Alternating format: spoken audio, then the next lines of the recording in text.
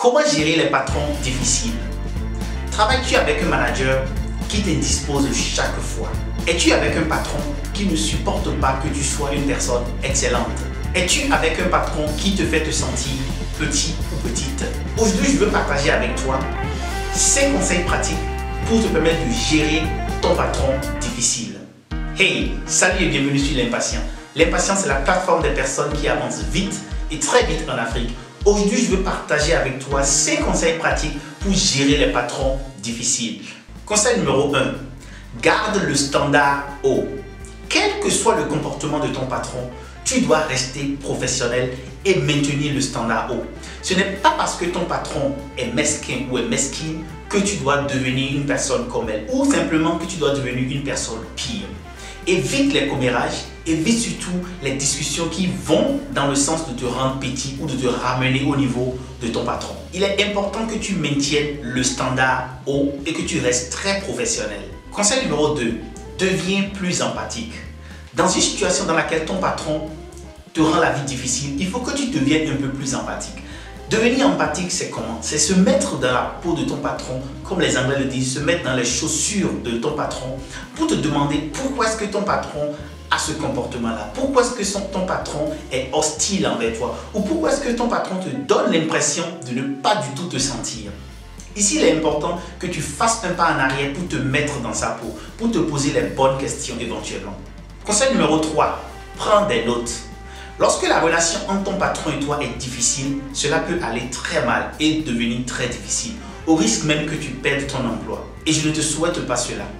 Pour éviter cela, prends des notes. Désormais, puisque la relation est difficile, ne fais plus des choses en disant « oui, on en a parlé, on en a discuté ». Il faut toujours prendre des notes et il faut laisser des traces. Ici, il est important que tu envoies un peu plus d'emails qu'avant. Si tu n'envoies pas beaucoup, il faut que tu envoies beaucoup plus d'emails pour garder des traces de tout ce que vous faites, de tout ce que vous dites. Conseil numéro 4, discute-en. Lorsque la relation est difficile entre ton patron, il peut être simple de discuter, de parler soit avec le responsable des ressources humaines ou même parfois de parler directement avec ton patron. Et pour parler avec ton patron, aborde la situation comme ceci.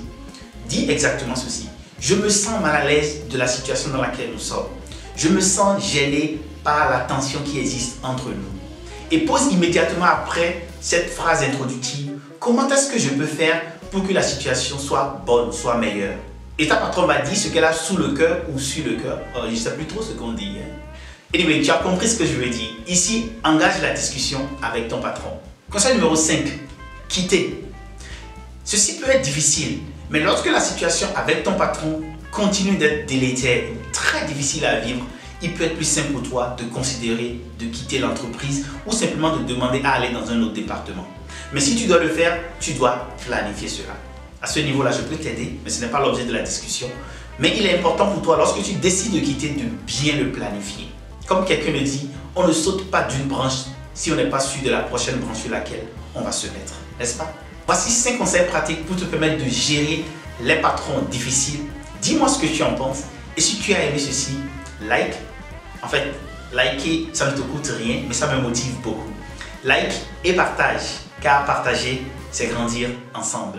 Je suis Marius Chabi, auteur du best-seller 365 cours ici du voyageur, conseils pratiques sur l'entrepreneuriat, le leadership et l'amour.